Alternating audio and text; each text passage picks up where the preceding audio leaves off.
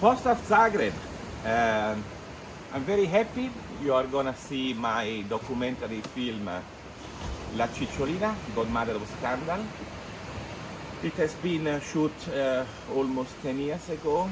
It was very nice adventure with Mrs. Staller.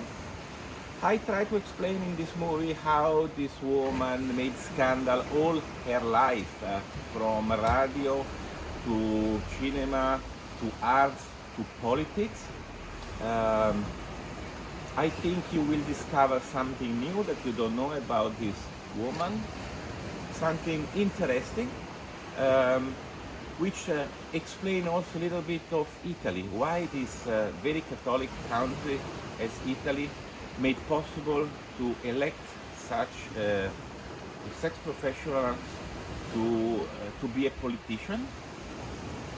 Nowadays it doesn't seem so scandalous, but back then it was incredible, it was very incredible. This movie went through a lot of places, and also in Balkan, where because of this movie I find my wife. She was being a guest attendant at the Beldogs in Serbia. So I'm very happy you are gonna see it. Unfortunately, I have to work, so I cannot be present, but I wish you a very, very nice screening. Ciao.